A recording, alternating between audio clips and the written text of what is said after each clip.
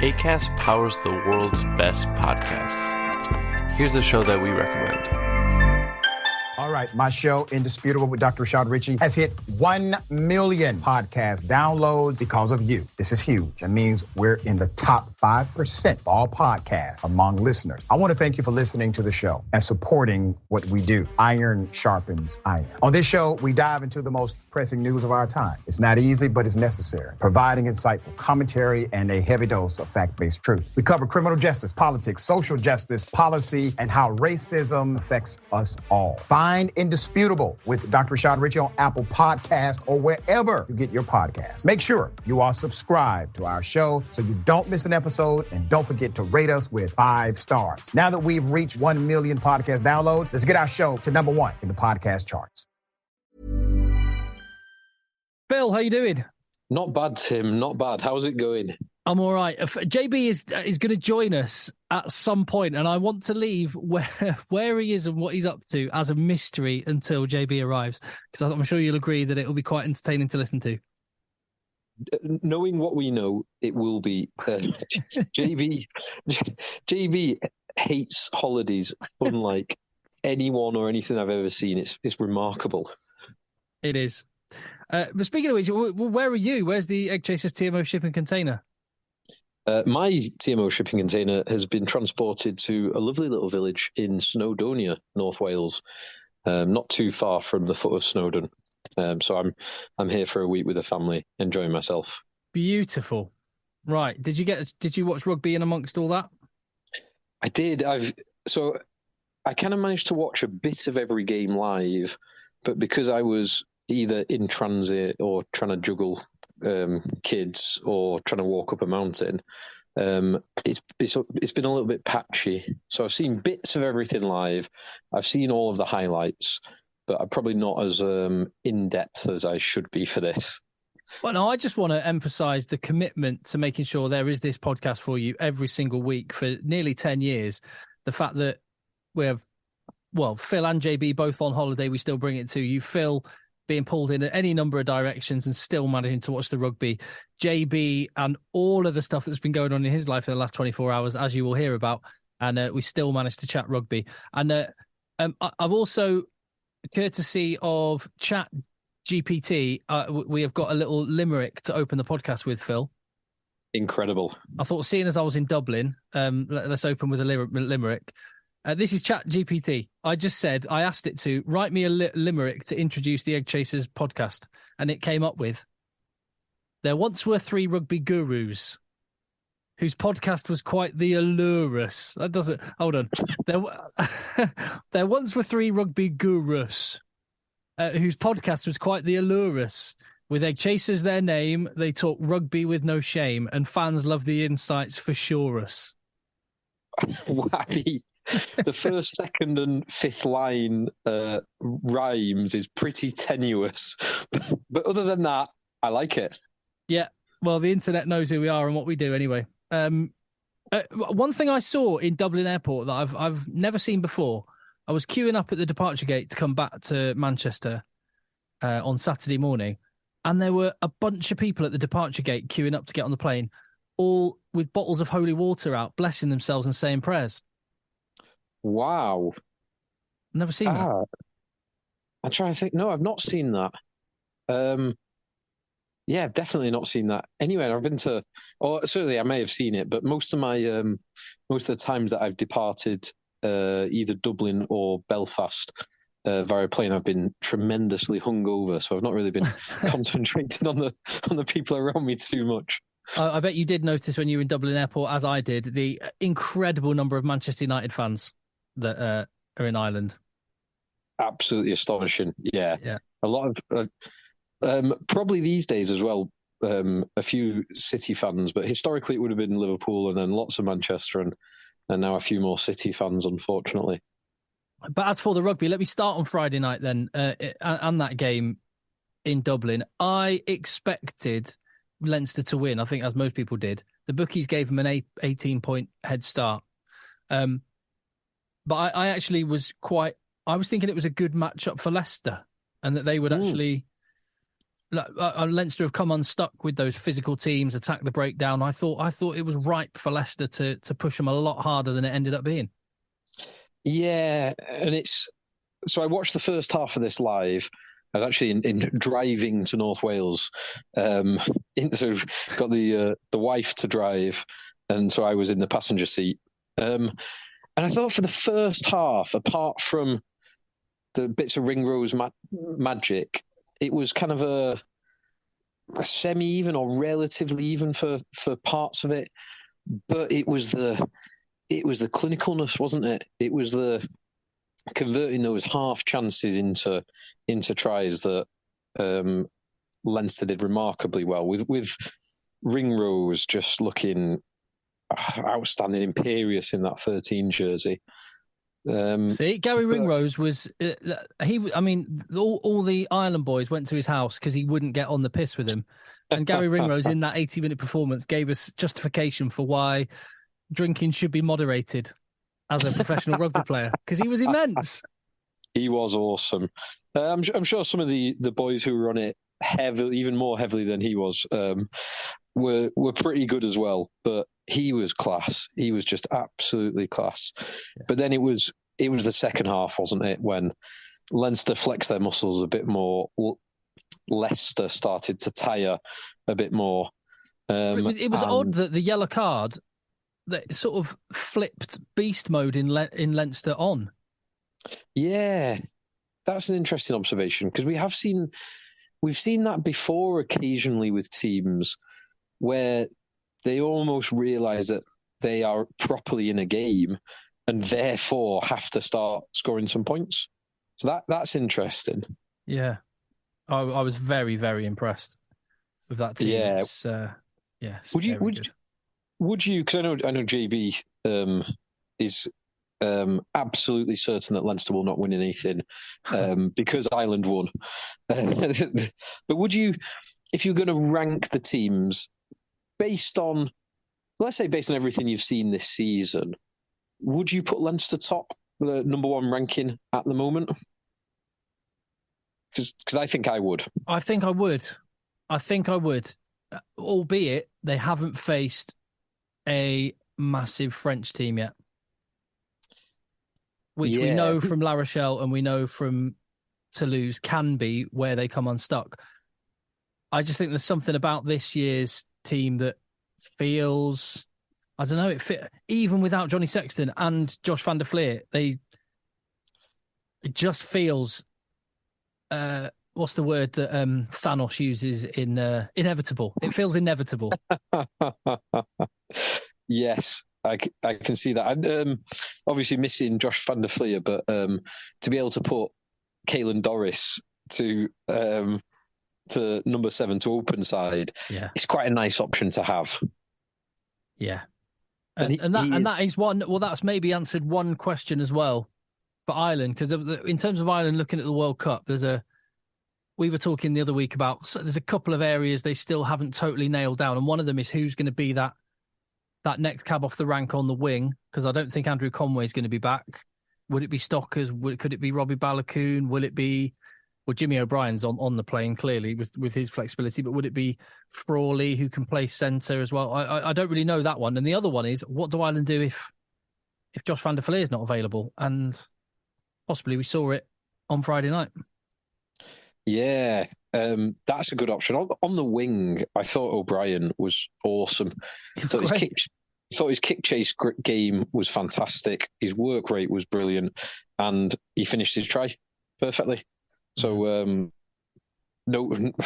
absolutely no complaints if he goes. And I think Stockers, I'm yet to be convinced that he is the player that he was even 4 or 5 years ago, or 3-4 years ago. Yeah, agree. And Balakoon, God, he's a good player, but again, he's had some injuries, and since he got injured 12, 18 months ago, he's not really, since he's come back, he's not really shown the form that he did have. So I think either of them could go, but it's hard to make an argument that either of them are playing ahead of Jimmy O'Brien at the moment. I agree with you there. I agree. Yeah, the player production at Leinster is just frightening. It is ridiculous. Like Scott Penny disappointed not to get in the team when Josh van der Fleer's out, comes off the bench and dominates. That handoff on, who did he hand off? Oh, good question. I can't remember which Leicester player he handed off, but it was like a man against a boy, and Scott Penny's the youngster. It's crazy. I think it might be Josh Van Portfleet actually. Yeah. He's got manhandled. It was that last 20 minutes, 30 minutes, wasn't it, where Leicester start to tire a little bit. Their bench don't really enhance their team as much as you want them to, whereas Leinster, it's just you're bringing on more aggression, more options, more experience, and so fair play to Leinster. And what I found amazing, I don't think it didn't make the TV broadcast because we went off air by the time I spoke to Leo Cullen, but he was disappointed. His interview was, I think I just said to him, knockout rugby's all about the result, but 55-24, tell me about the performance. And he went, there's quite a few things we'll want to address with that. We weren't happy with this. We weren't happy with that. We weren't happy with this. Like, my goodness.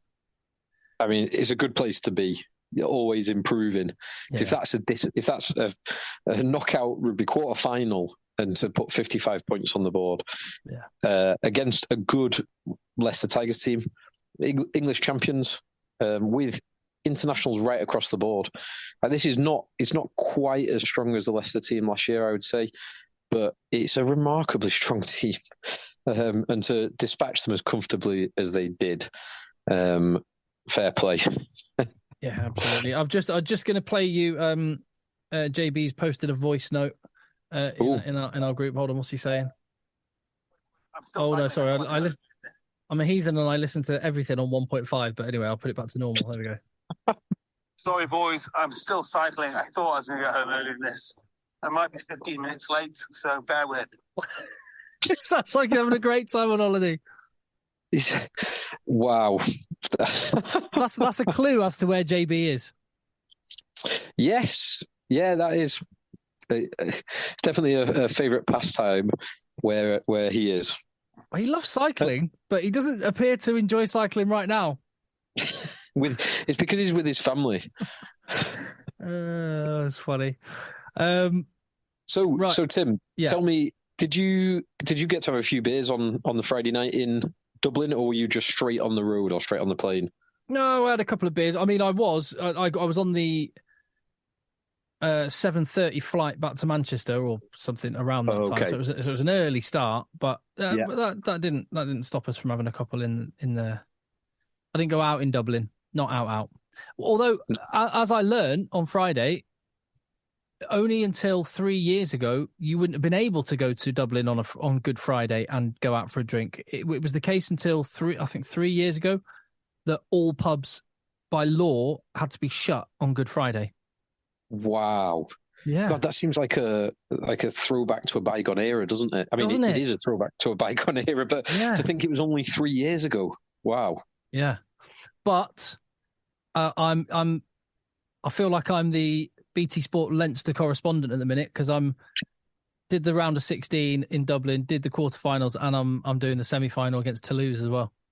Fantastic! Oh, awesome! What a game! What a game! What a game to be at! I know. I'm excited. When I got the call earlier, I was like I was like a kid at Christmas. Yes. Yeah. I mean, you've got if you just looked at, say, the last 3 years of nominations from the Six Nations Player of the Year and the European Champions Cup Player of the Year, I bet half the players playing have appeared on that list in the last few years. That's absolutely awesome. That's a great shout. What a game to go to. I know. So I'm hoping that I'll make a bit of a night of it after that in Dublin. Anyway, that's the plan. But enough about my social calendar. That's not important. Well, the reason I asked was to see if you got to watch any of the either of the Saturday games. I did. So and I watched one. So the reason I had to get back on an early flight is because I had my parents coming up, and we met them in the Peak District at 11:30 for a nice long walk up to Shining Tor and back route anyway. So we went for a nice walk, nice tromp through the Peak District, which was lovely. Very nice. Good MPA. In the Goit. Yeah, no, oh yeah, in the Goit Valley, and so that was happening whilst what was the first game that was going on? Toulouse Sharks was the Toulouse Sharks. So I did not see Toulouse Sharks live. But then we made sure, me and my dad made sure we got home to watch Exeter versus Stormers, and let's just jump to that one, because there's an argument that is. I mean, it's hard to say when they've won the European Cup, so maybe that it's hyperbole too much, but that's right up there with the greatest performances from Exeter Chiefs. When you factor in everything else that's going on outside of the rugby, and they managed to pull that performance out of themselves on the pitch. Yeah, I tend to agree. It's I know I said this last week and was proven wrong last week, although I think a few things went in Exeter's favour last week. I mean, to win in the manner that they did was a bit touch and go. But this week, quite a good test of how a team is going to perform can be determined purely when you look at the front row. And you look at the front row battle. Yes, I know Scott Seo is an international front row and he's very good on. But Dan Frost and Marcus Street against Kitsoff, Joseph Dweber and Franz Malherbe. I mean, that has got to be one of the best, not just best club front rows in the world. That's got to be one of the best front rows you could possibly assemble in the world right now. And you've got two very inexperienced Exeter front rowers against them. And I thought they were brilliant. I thought Exeter right across the park were brilliant, but I thought the way that they manned up, the physicality they showed, and the way that they put their bodies on the line against that dominant Stormers, the URC champions Stormers team was just remarkable, and they actually made it a comfortable win. It was all Exeter. They were 28-0 up at one point. Yeah. So it's just. It really is remarkable, especially when you look across the board. And we spoke about it last week, just some of the lack of experience that they've got, and some of the players who are quite experienced, but are not at the highs of some of the players that they had when they were winning English Premierships, and indeed when they won the Champions Cup. So fair play to Exeter. 100%. And like Tom Wyatt, for example, great show. I interviewed him. He got man of the match in the Premiership Rugby Cup semi-final a couple of months back during the Six Nations. And I remember I chatted to him after the game, and I was asking him questions about the fact that he was playing for Taunton a couple of years ago, and I think something like 5 years ago, like when he first came into senior rugby as an 18-year-old, he was playing at level 8. Yeah. 5 years ago, he was playing level 8, and he's keeping Stuart Hogg out of Exeter's team, and he's looking the part. And I don't know whether Rob Baxter just went, "Oh, do you know what? I'm pissed off with these boys not delivering for me," or whether he's made it, because it feels like he's made all of a sudden just gone, right, that's it. And have you noticed Rob Baxter's now back doing all the media stuff? It feels like he's grabbed the reins and gone, right, I'm not happy with this. Right, Sam Beckinsale, is that his name? See, I see these guys are relatively unknown to me. Sam Beckinsale, you're jumping ahead. You're starting scrum half for me. I don't care about the rest. Tom Wyatt, you're fullback. Don't care about Stuart Hogg. He can sit on the bench. Not don't care, but you know what I mean. But Sean O'Brien, you're my 12 now. It's remarkable is the word. It really is. And in that pack, I mentioned Frost and Marcus Street before, but I know Jenkins and Tashunza are now Welsh internationals, but they are still young men.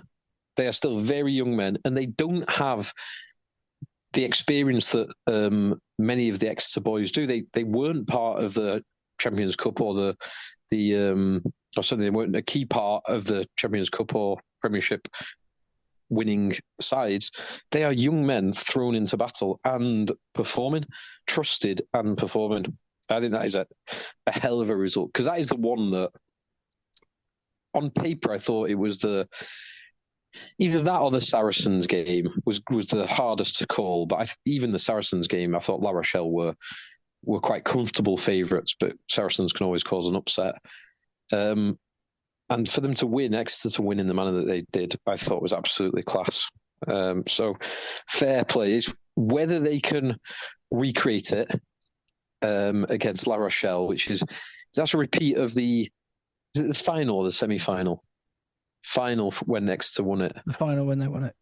Yeah, they beat La Rochelle in the final, didn't they? Yeah. Yeah. Was it Toulouse then La Rochelle they did?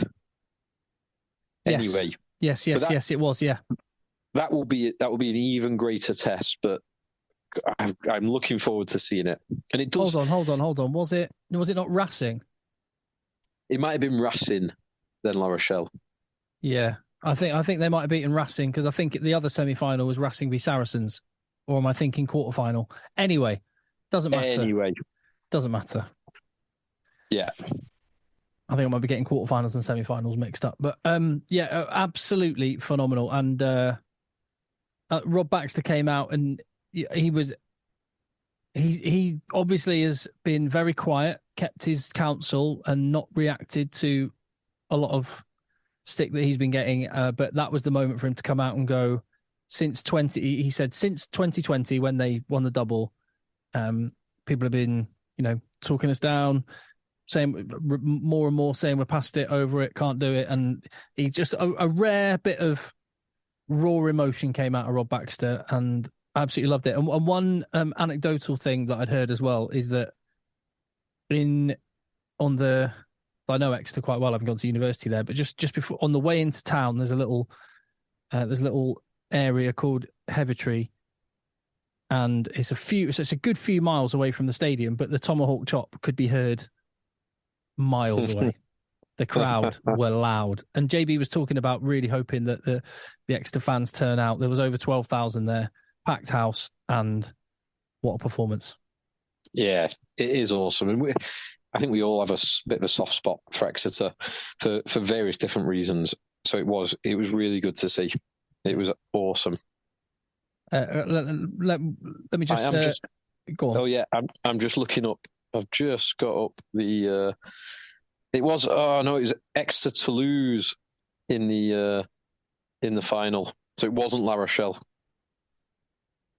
Exeter beat Toulouse at one point, I'm sure. Exeter Toulouse. Is that the final? Oh no, sorry. Yeah, Exeter Toulouse in the semi-final. Yes. Exeter Racing in the final. Yeah, there. You were right. There you go. I only remember that because I think I was working, because that was Wiggy's last game at Saracens, and I was working that game at Racing in the Thunderdome, and then I remember going back to the hotel and watching Exeter v Toulouse on Canal Plus or whatever channel it is. They have the French TV deal. By the way, did you see that message that came through on one of our many rugby WhatsApp groups we're on together, the EggChasers one, with our Sevens team and wider rugby playing squad, and the England versus France top leagues combined?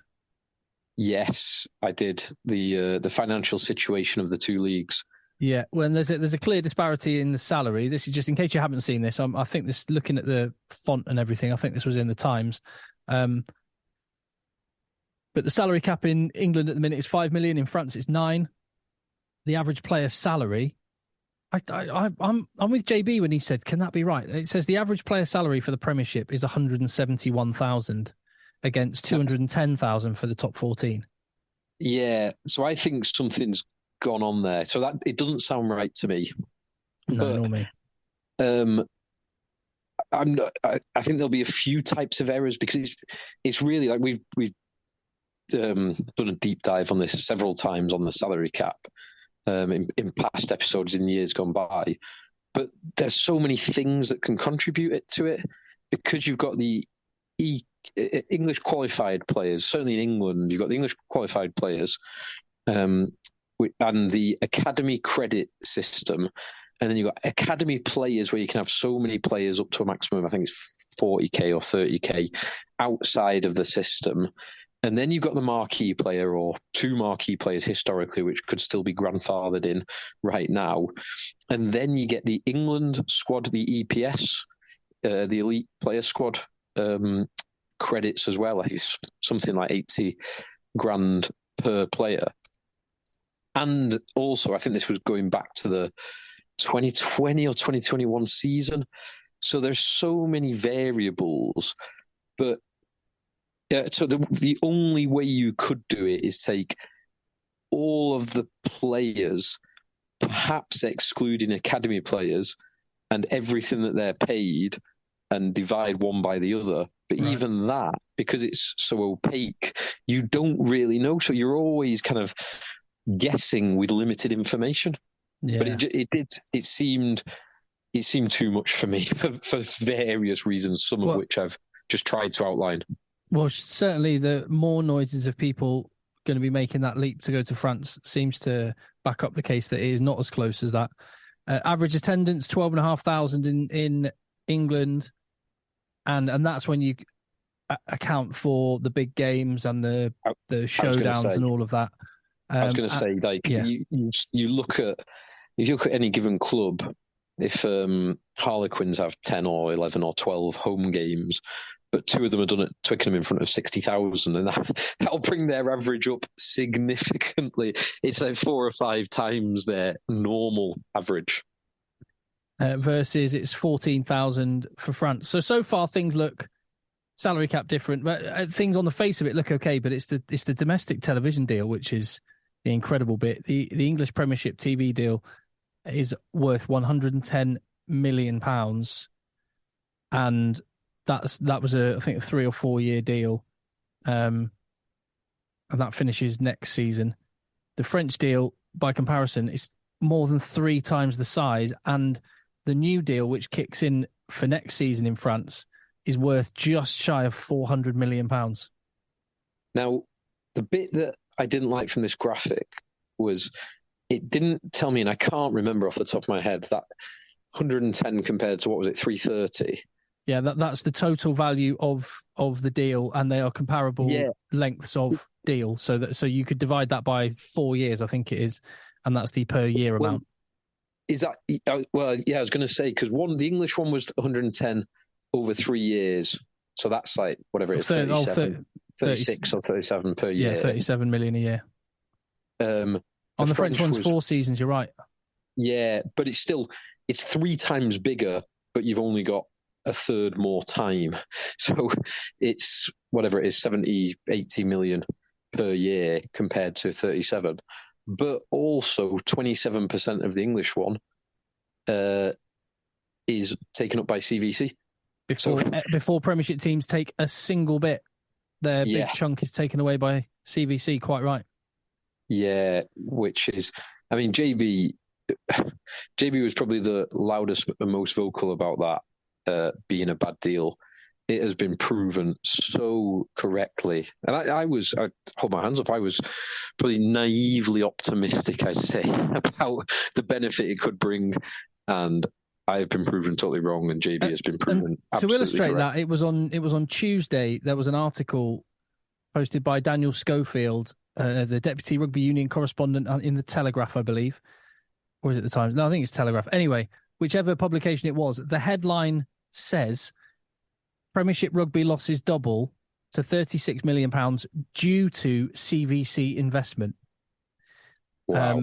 Which I posted to JB and said exactly what you've just said, which is like, mate, fair play. And, you know, JB says some things which says things which I don't agree with, and occasionally is wrong. He also says things I don't necessarily agree with, as in I didn't agree with. I didn't think he was accurate on it, but it turns out he was absolutely on the money. And you're right to point that out, and I will remind him of it, because, and this is maybe where his financial advisor head came in. He saw things which nobody else, not even the people brokering this deal, saw coming. Yeah, well, certainly neither party brokering this deal. Yeah, no one So in any they- Premiership club saw this coming. No one at the RFU saw it coming. No one at Prem Rugby saw it coming.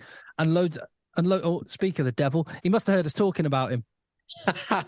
He wants no. Let's not inflate his ego any more than we need to.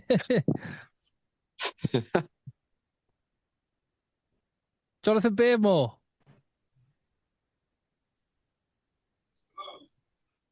Hello, I can't hear you. Hold on. You got your hand over. Say again? How are we, gents? Yeah, there you go. Can hear you now. Must have had your hand over the microphone. We're well. Oh, good. Where are we up to? Oh, me and Phil were just chatting about nothing in particular. Yeah. Just shooting the breeze. JB. How is Beth Gellett, Phil?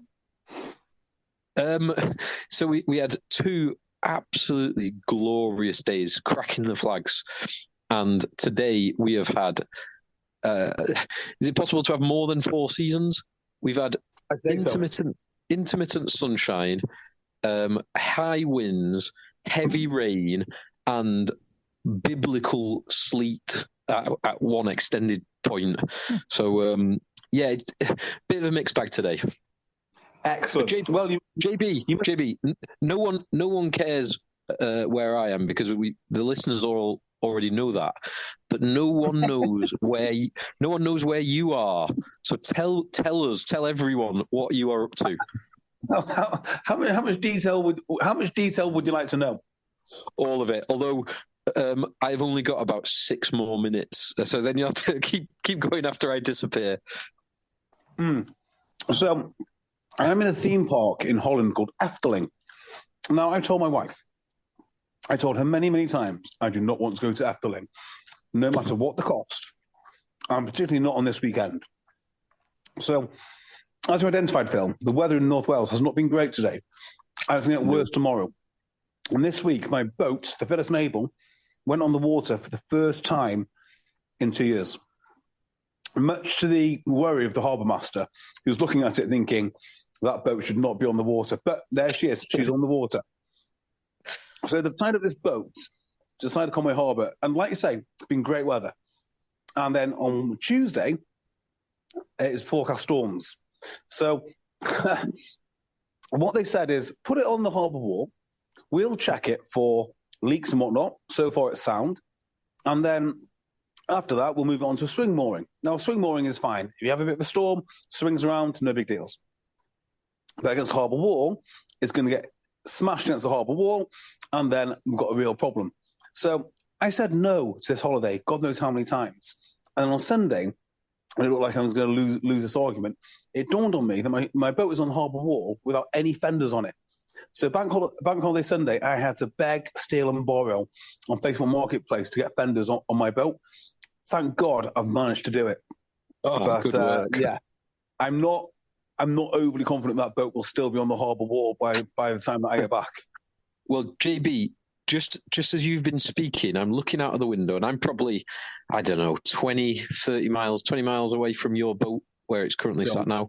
There was just the sky lit up, big lightning. I don't know if you heard it, picked it up in the background. There was then a roll of thunder. So the storm is coming in. I could not be more miserable about it.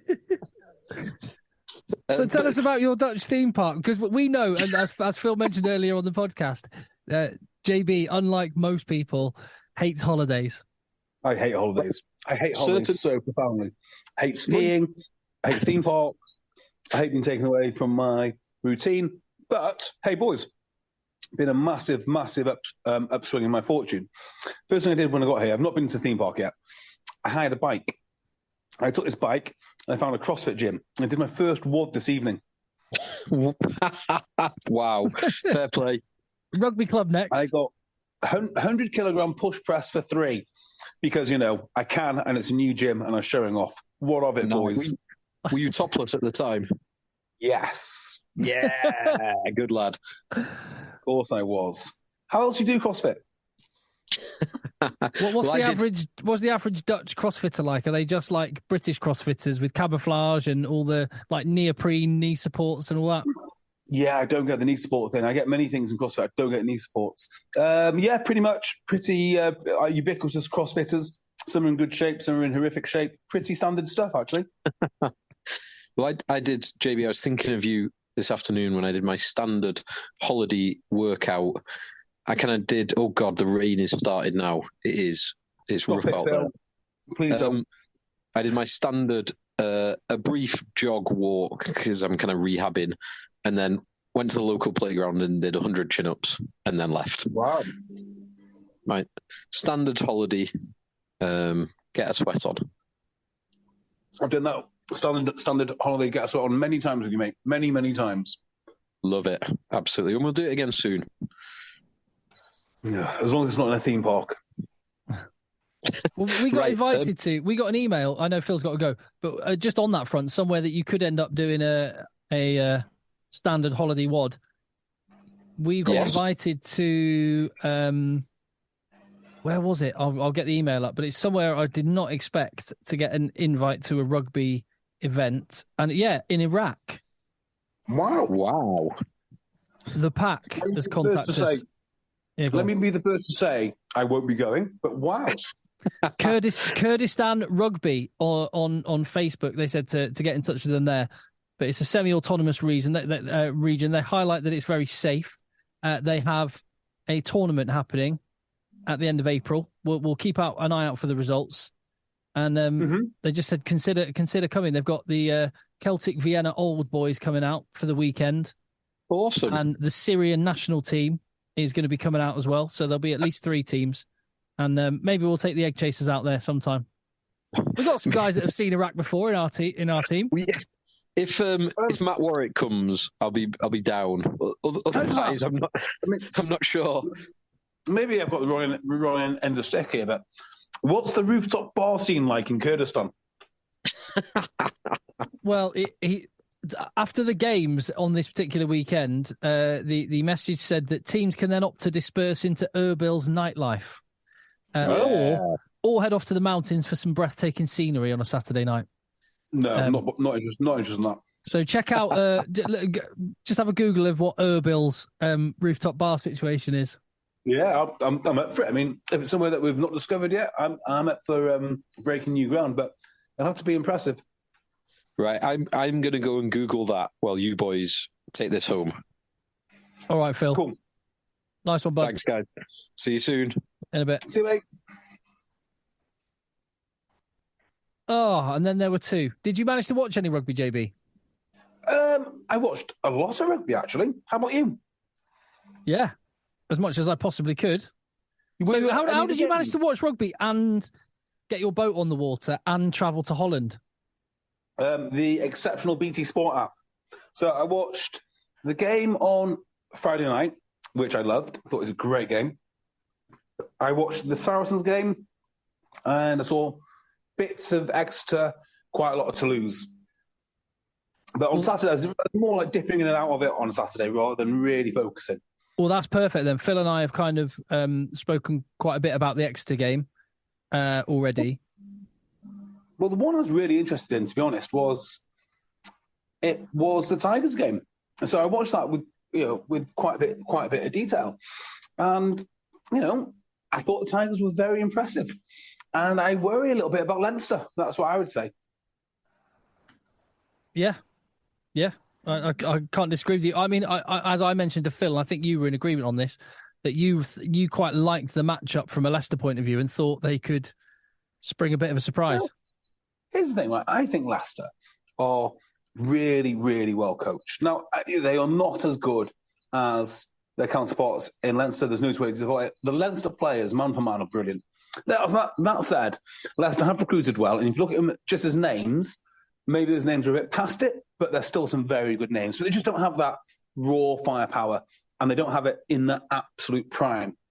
That said, I thought some of the play of Leicester was absolutely brilliant. I thought the way that they dragged Leinster into playing the game that they wanted was exactly what they needed to do. And if I had a problem with what Leicester went and did, it was the fact that they're not clinical enough in that final quarter. So think about what Leicester trying to do. They're trying to build pressure. They don't play any rugby. until they get the territory. But when they get that territory, in my opinion, they have to score. It has to be like a rugby league attack, and it has to be super, super sharp. And it's just not sharp enough. I would agree with you there. It was almost like that they kind of have their they have their few phases, have a go, and if they don't get it, they go to the air and box kick and try and recover possession. Yeah. But what was odd, though, on the occasions when they did recover possession and the box kick worked out, it was then they kind of, at that point, they sort of went, right, I don't know what to do now. And that was the point, exactly as you say, when they have to just go, right, okay, we got it back, let's just have a crack. Yeah, and they didn't. And there's little things like missing line-outs, and there's all sorts of stuff. And they look very uncomfortable when the game is breaking up. I think that, for Leicester in particular, their most important player on Friday night, Tommy Rafell. Tommy Rafell was absolutely remarkable. Single-handedly, I think he blunted Leinster's attack. On the Leinster side, though, I tell you what, I don't watch much Leinster because they don't play in the league that I watch. And it's only a European Cup that you see them, and they don't always play all their players, so on and so forth. This is not news to anyone, but Gary Ringrose is some player. Incredible. He is. He is some player. My word. Like, he just seemed like... I'm not sure he's the best player on the park, but the way the boy runs and cuts up open space is truly remarkable. Mm. No argument there. No argument there whatsoever. I'm just going to jump through some emails as we're going. Contact EggChasers@gmail.com. Oh, no, in fact, actually, no. Let me ask you this, because you sound, JB, like you're in a happier place talking about rugby this week. No, I'm making a conscious effort not to let down our listeners by actually trying to watch the sport. And I've had quite a few people on Twitter and other mediums contact me saying, "You're so negative," to which I usually just respond, please unsubscribe, because I'm not going to be around for long. So I thought, no, try and be positive. And actually, it's not that hard to be positive about rugby when you're watching the European Cup quarterfinals, because it was quality rugby. Yeah, quite. Agreed. I feel. And to watch those French teams too, it warms the heart. It must have warmed your heart looking at our email inbox if you checked it out. A lot of people sharing your pain at where rugby's at and the crossroads it's at, and just saying how much the last 10 years has been a part of their life. I've not looked at the emails, but that is lovely to hear. You should. You should, mate. I think you'd realise that frustrating as things are at the minute, you make a difference to people's lives, which sounds like a ridiculous. It sounds like a massive, over the top, sentimental thing to say, but it's clear that it's genuine.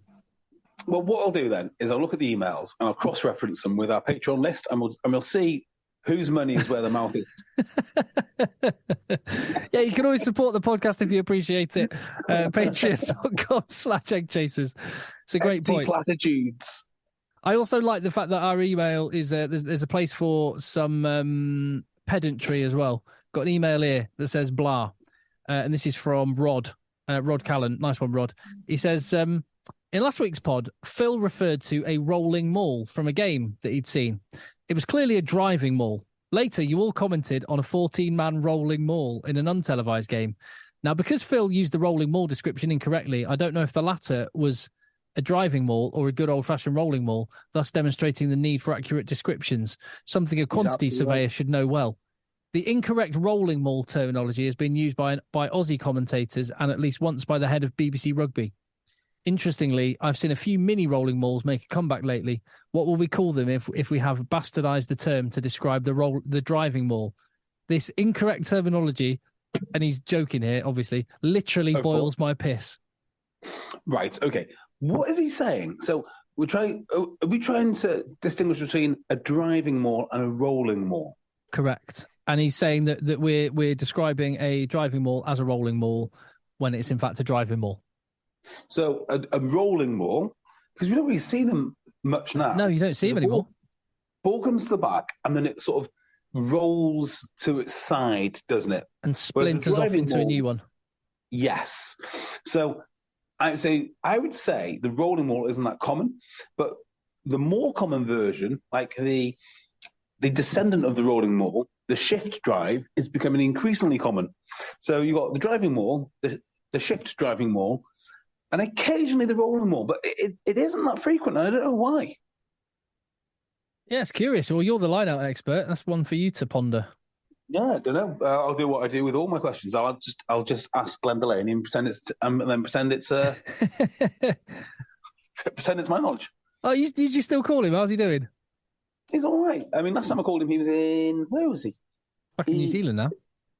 Well, last time I called him, he was doing work on a consultancy basis in Japan and was in a quarantine hotel. So he was actually happy to hear from me and talk.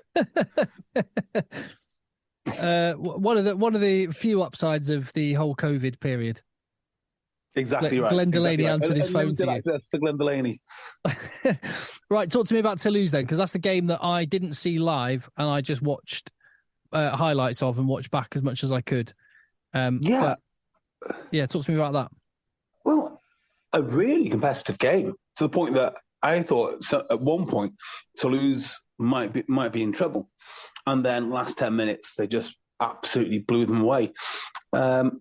In my opinion, oh my word, yeah, let's talk about this guy.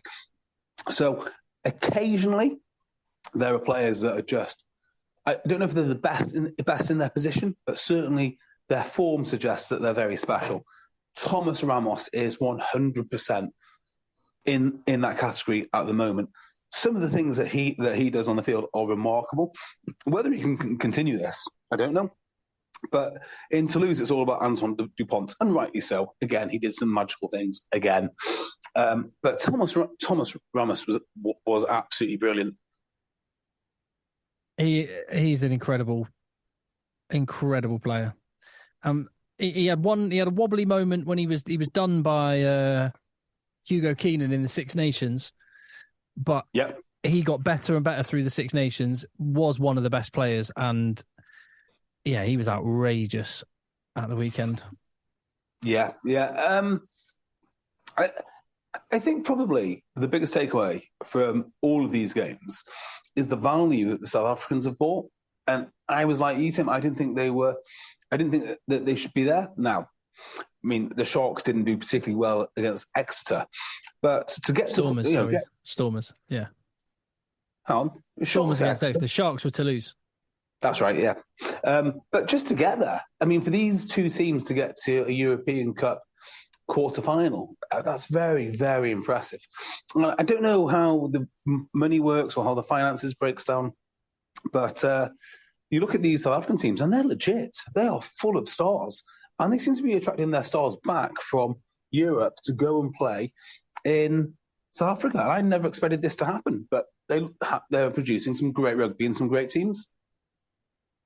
Yes, but I still have reservations. I think it's a net positive when I thought it would be a net negative, but I still have massive issues. The fact that teams don't send first teams down to South Africa, they just send the dregs to go and get panned in most cases, and it just the distance is crazy. But I can't argue with it, and I think what it has done for the URC teams, and you can see this with Scarlets reaching the semi-final.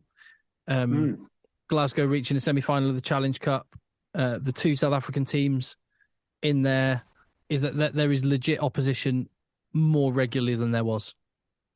Yeah, completely agree on that. I'm with you as well on the reservations. I mean, I'm not sure it's worked.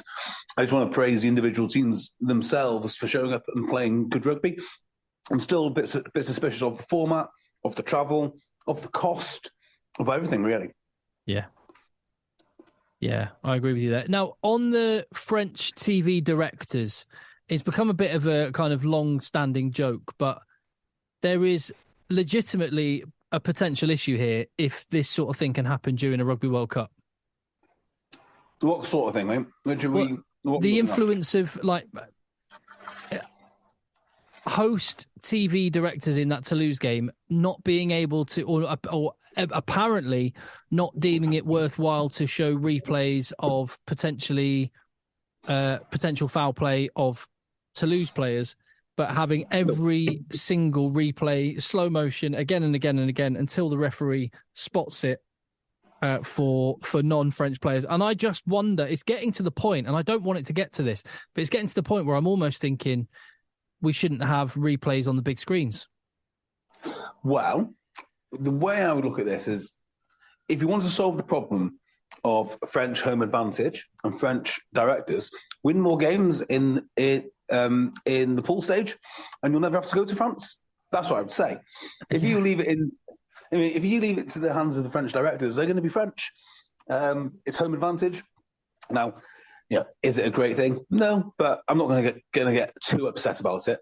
It's well within ERPC's grasp to change things in order to make sure that at least their video refs get the right images.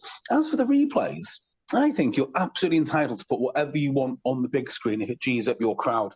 I wouldn't be opposed to them maybe photoshopping stuff. Yeah, that's fine. I guess the refs have just got to have the guts to ignore it. Yeah, exactly. So Carl Dixon didn't, did he? And that's quite interesting. So when there's a kick about to be taken, he's like, hang on a minute. Now, I don't know which way that went. I don't know if that was I think that was a Sharks try? Whichever one it was. Yeah, Sharks. But about to take the conversion, going, hang on a minute. Forward pass it was. Forward pass. And the crowd went wild and they started booing and all that good stuff. So, yeah, it does make a difference. But home advantage should make a difference. Yeah, that's fine in a Champions Cup, but a Rugby World Cup, there is no way you can avoid the game being in France. Yes, that's a very good point, actually. That's not home advantage, is it? That just happens to be luck of the draw. Well, it is home advantage, but it's not one that you've earned. Yes. So that's slightly different. Have to see how it pans out. What did you think about that Toulouse pack with Thibaut Flamont at 7, Meafu in the second row, who's like Will Skelton's clone? Yeah, he's a good player, isn't he? And also, he's kind of French in some ways, I understand. He qualifies for France in the summer, or around about now, I think, on residency. Yeah, I'm sure he's been called up to a squad.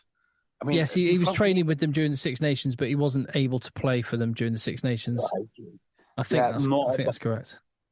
Yeah, it is a very good pack. I love the front row options. The guy that I love is Malvaca. I love how he plays, all energy. But the fact that they can rotate Malvaca and basically Aldegheri, all those other front row boys. It's the front row options, I think. Julian Marchand off the bench. I know, great, isn't it? Thing of wonder. Now, I saw something interesting today, and I don't think it was accurately reported. I'm not saying the figures are wrong, but I don't think they were contextualized. Oh, I think Phil and I touched on this. So, yeah. So I think just before you came on, we were talking about those numbers for the France versus Premiership. Is that what you're referring to? Okay, so you don't need to explain all of it. Just jump straight in on the bit that you think was not contextualized. Well, absolutely certain you would have said this, but obviously the Premiership deal, TV deal, a third of that goes to CVC. Yes. So whatever they're saying that they get, a third of it goes to CVC. All right. Do you know what I'm going to say, JB? When me and Phil were quite coy about what we were talking about when you arrived on the pod, but as you will hear if you listen back, well, I just spoiler alert for you. We were basically saying, JB, fair play on that one, because nobody at any Premiership club, nobody at Premiership Rugby, nobody at the RFU, no pundits, no broadcasters, no newspaper journalists. You said it was great news, isn't it? It's great news. Great news. This is great. Isn't it brilliant? Look at this. Well done. Well, and you were, and people, a lot of people, I think, wrote it off as just JB being cynical. But that headline that I sent to you on Tuesday from the Telegraph, I think it was, saying that not even that there's a correlation, saying there is a causation between Premiership Rugby having a doubling its debt and the CVC deal, and they made a causal link between the two. Like rugby in England is significantly worse off because of the CVC deal.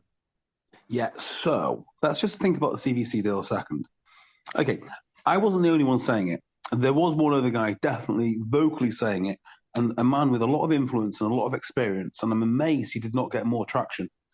Mark Evans, who I think is one of the keenest minds in rugby when it comes to the business of rugby. He knows his apples.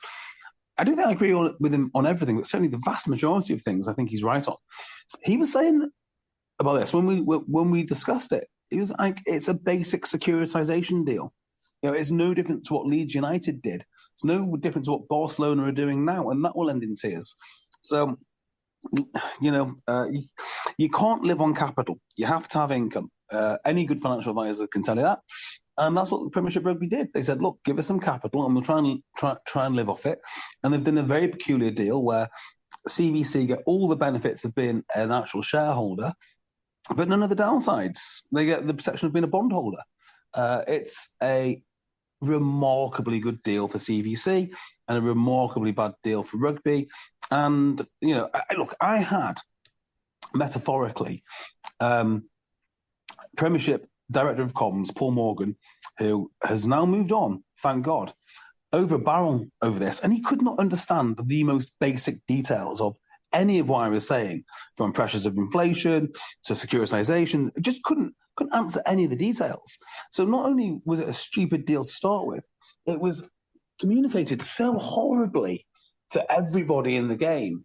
And, well, rightly so, actually, because I think if anyone realised exactly what was going on, then, you know, there would have been uproar about it. Well, whilst I don't believe anyone in the comms business in rugby has covered themselves in glory, I will just sort of say I think if the people that brokered the deal didn't see that this was a bad deal, you can't expect someone who is in charge of the Twitter accounts and YouTube channels and stuff to be the person that blows the whistle on how poor a deal it is. Do you know what I think that they were trying to do? Sorry, eating my tea like a true professional. I think they were trying to. Okay, so two things. Let me start with a different thing. I will just make an excuse for them all, which is COVID was a real thing that happened to rugby. And it was devastating, and it has hurt even the best run clubs. Okay, and that's the first thing that I'd say. Second thing that I really think was these rugby clubs wanted to get the CVC money, in some cases invest in infrastructure. In other cases, they wanted to win the league now, just blow all the money. But they wanted to do so they could sell their club. So you either sell your club by selling at the top when you've won something, or by having a new stadium, or a big screen, or a hotel, or whatever it might be. There were some clubs that spent it wisely. I think Exeter were one, and I think that they are a classic example of COVID catching up with them. And even so, they are still trying to make it work. You know, you've got to admire what Exeter did with their cash. Everybody else, not really. Mm. Oh, talking of Exeter, I'm sure we've touched on this game. How amazing was it to finally see Sandy Park full? And I bet you that had no small effect on the outcome of that game. 100%. Yeah, no, I did mention exactly that JB was really hoping last week that you were saying that you really hope Sandy Park can get full. Yeah, it was packed to the rafters and an awesome performance. It is, from a team that when you just look at the names on the team sheet versus the Stormers, you're like, if you just looked at the teams and guessed, you would think, nah. Tom Wyatt and Marcus Street and are not going to beat Stephen Kitsoff and co. Looks like they did, though. Looks like we played the game for a reason. In fact, if we knew the score, we wouldn't bother playing. Yes. Agreed. That was awesome. That was a wonderful. That was my favourite bit of the weekend, watching that game. And that's even saying I had I was lucky enough to be in the Aviva Stadium. It was great. So there is one other thing from that Times report which I'd like to point out. Yeah, go on. Which is they claim that the average salary of the Premiership is like 170-something thousand. Now, I don't know how they come to that figure, but I can tell you right now, they are miles off. Yeah, Phil miles broke it down off. and was probably Phil was like, I would have to. They could only have come up with that if they did this, and this. Yeah, because we were both raising our eyebrows. But I'm sure you've spoken to enough players and DORs and stuff that you know how wide the market is. Yeah, I mean, there is hardly. If you're paid that amount of money, you're probably in the top 5 earners in your squad now, except Bristol. Well, the top 5 earners in that club earn much more, and everyone else earns much less. Yes, exactly right. Exactly right. I think the most frequently paid salary in the Premiership is 42,000. There are lads that can play both sides of the scrum. They're paid 42,000, which I think it's just not enough money. It's not enough money for the risk that they're having to take. If I was in charge of Premiership Rugby or the RPA, I'd be saying, yeah, you can have your salary cap, but you also give us a minimum salary, and that minimum salary must be 80 grand or 90 grand. You know, I was advising a player not so long ago, and I'm so proud of this advice, but I'm also so upset that he never took it. And I said, look, you must go in there. And this was it pre-COVID or start of COVID, just to sort of date it. And he had his new deal on the table. And I said, look, take 5 grand off that, but in exchange, tell him that you want inflationary rises. And he's like, oh, I don't know, kind of want 5 grand. Didn't do it. Yeah, that would have been very, very smart advice. I know. Never mind. Did you see any of Saracens La Rochelle? Yes, I did. A very impressive performance by La Rochelle. A very, not poor performance, but it wasn't the best Saracens that I've seen. That offload from Gregory Aldrit to let in the 9 for the try was just outrageous. I mean, yeah, they're just a good team, aren't they? They're just, I mean, everyone knows they're big, they're heavy. The worrying thing is, I guess, same with Leicester Tigers. Like, everyone says the English teams are failing and they're not as powerful as they used to be. And there is definitely some truth to that. But the names that Saracens put out should be, on paper, some of the best in the world. So when you've got England's best forward in Mario, I mean, he's not on form, but he is the best forward. When you've got the England captain, when you've got a sprinkling, the England hooker, Mako and Billy, all of these little individual bits everywhere. And Ben Earl is probably one of the best players in the Premiership. And they were so far off the pace. They couldn't deal with anything that La Rochelle threw at them. When Lavani Bottia steals, 3 penalties back to back, I think, yeah, they're in for a hiding here, because those are the small details that you expect Saracens and their analysts to be all over, and they weren't. Yes. Jamie Street, by the way, on email, contact eggchasers@gmail.com, has emailed us and just said, bit of genius, bit of magic. Lavani Bottia, very good, yes, very interesting. 3 cheers for Lavani Bottia, very good, very good. He was very good. He was exceptional. I did think that who was the referee for this one? Was it Andrew Brace? Yeah. Let's just talk about Andrew Brace a second. Yeah. Right? So I saw some things. Did I think he was terrible? I don't think he was great. I think it's hard for referees to be consistently good all the time. Now, I'm not a rugby values guy, okay? I'm not going to lecture you about rugby values. I don't think that they exist. I think the RFU are possibly the worst example of rugby values. But that said, I just don't criticise referees. I don't think Andrew Brace maybe had a great game. I don't think he had a terrible game. And I certainly don't think he should be demonised by the very people that talk about rugby values all the time online, like journalists and whatnot. I just think, he did his best. And it wasn't that bad. Saracens could have won that game if Saracens were better, not if Bryce made a few different decisions. Completely agree. I completely agree with that. And one observation I would make is I think Andrew Brace did just kind of let things go a bit at the breakdown. But rather than just purely moaning about that, which a lot of people did, it was Wild West and La Rochelle was slowing the ball up all over the place, hands in, whatever. They were doing everything they could. But the referee wasn't blowing up for it. So smart teams recognise where the lines are, adapt and deal with it. And that's what Saracens did not do. and that's on them. Yeah, I mean, one of the few times I ever received good coaching at Broughton Park, we played this game because we were beat on the weekend, and we were beaten because we were whinging to the ref about decisions, particularly around the breakdown. So they set up like a 5 metre by 5 metre drill. Maybe it's 2.5 metre by 2.5 metre. It was a small sort of square. And I said, right, boys, here's a ball. Go ruck. And within seconds, right, people are appealing for decisions and all sorts of stuff. And the whole point of the drill was, even though we were told to go and ruck, it wasn't being enforced. And we were going to see how we reacted to no laws around the ruck.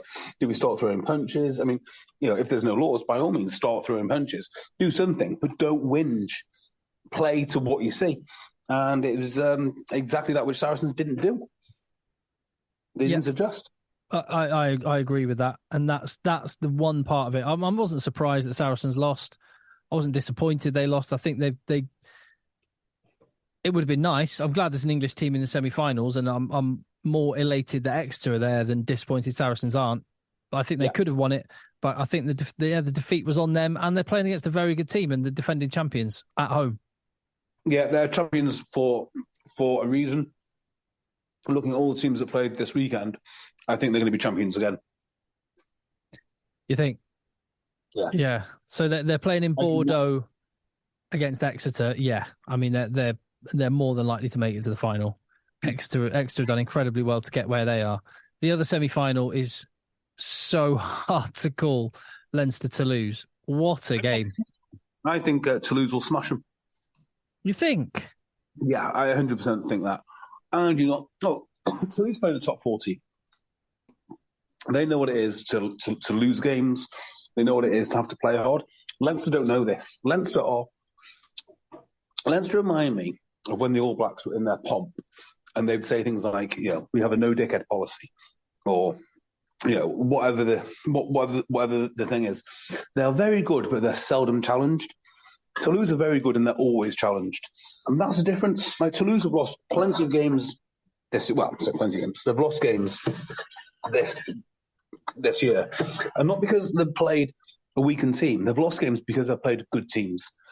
I just don't see that with Leinster. And watching them against Leicester, my thought was, good team, amazing players. Are they really that well coached? I mean, are they really pushing the coaching to the boundaries of what the game can produce? Because I don't think that they are. Leinster. They look incredibly... I think they look incredibly conventional. Oh, I don't know. What Leinster do unbelievably well is the speed that they play at. They all run that. Yeah, it's a totally conventional shape in today's standards, with the one man at the head of a little diamond, or what the playmaker out the back if you want him, the two forwards. But it's just the speed that they go from, and the speed that they reassemble that shape and go again repeatedly that's the impressive bit. It is. So I would say about Leinster is they are a really, really good conventional team with exceptional basics. And I think it's those basics that allow their players to express themselves in the way that they do. So the question then becomes, well, what happens if we take those basics away from them? What happens if we slow down their rucks? What happens if we take their rucks away? What happens if Tommy Raphael is backed up by a team of absolute monsters like the La Rochelle pack? What if La Rochelle keep the ball and keep running over them over and over and over again, or indeed Toulouse do? And I don't think Leinster are going to know what that's like until it happens. Now, alternatively, Leinster can actually show up and steamroll anyone. They can be out of sight by half time if things go well. But I'm not convinced that that's going to happen. The one massive test in that Toulouse-Leinster game is going to be, can Toulouse break down Leinster's defence? Because that Leinster defence is phenomenal. It really is. And just being at the ground as I was, and I sat, and because the game was beyond doubt, and I spent a few minutes just watching Hugo Keenan, and he talks all the time, tells his wingers where to be. He is moving constantly, and I was kind of in awe at him. I've played with what I thought were good fullback. Well, no, I've played with good fullbacks at the level I played at. Yeah. But this guy makes other people around him so much better. And what he does for the team is he may only have half a dozen or 10 physical involvements in a game during a match, but he is absolutely world class. His rugby brain is as good as I've seen. So the amazing thing about Hugh Keane is when he first burst onto the international scene is because Ireland had no fullbacks. They were really, really, really short. And people had loads of question marks about, can he do it? Did he not come off the wing? He's not always been a fullback. Yeah, you're right, because Jordan Lama was the boy, wasn't he? Yeah. Does he still exist? Is he still a thing? Yeah, he played in the round of 16 last week, or he was on the bench last week. He wasn't involved this time. He's still around. Crikey. Yeah. God, I wonder if Jordan Lama will be like he's already exceeded this guy, but like the Irish version of Steph Evans. It's not a bad shout. Jordan Lama's good at a lot of things. He just has the odd little bit of his game that isn't quite as great. And next to other Irish players, and now Jimmy O'Brien coming through. Yeah, and you're so right that all of the basic skills are exceptional, and the ability to make the right decision, attack and defence, is incredible. And I think Stuart Lancaster's leaving at the end of the season. I think that's his legacy. I think what we're seeing is Stuart Lancaster, because let's see how he gets on in the top 14, because I have my reservations. Well, what I mean is he did that with England's young players. He was responsible for a generation of brilliant young English players that got them to a World Cup final, whose Saracens, Mark McCall, obviously, at Saracens takes a massive amount of credit, but it was the basis of the Saracens team that won 3 European Cups and 5 Premierships. And Stuart Lancaster was brilliant at that. And this is his team playing his way, and the skills that we're seeing in these young players that have come through I guarantee will be a result of the systems that he put in place when he arrived. So here's what I think. Okay, I think Stuart Lancaster's legacy will be trophies that Leinster win when he's left.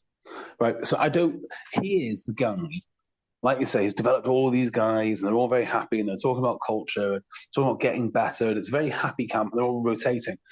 But what I think is going to happen next, or what they need next, is someone who is all about winning.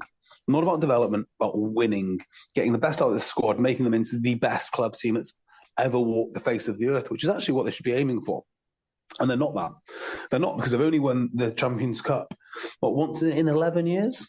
Yeah, once. If Stuart Lancaster leaves with 1 European crown, Heineken Cup crown, that I don't think will be enough. I don't think it's enough. I really don't think it's enough. So I think he'll go to Racing. And I think he's going to have a rude awakening there, because he's not going to have time to develop lads. He's not going to be given as much leeway and protection as he is in Leinster. But it's undeniable. He's very good at some things. But I just don't think it's the sharp-end competitive edge of rugby. Mm-hmm. I think that's, you've got to hand it over to like a Warren Gatland, or someone who doesn't care about... Someone who doesn't care about how good you're going to be in 3 years' time. They care about winning now. And that's not Lancaster. Lancaster's too conscientious for that. Too much of a long-term guy. It will be interesting to see him as the head honcho again, whether he can do that. I still think the redemption arc of Stuart Lancaster's got a long way to play out yet. Still young as a coach.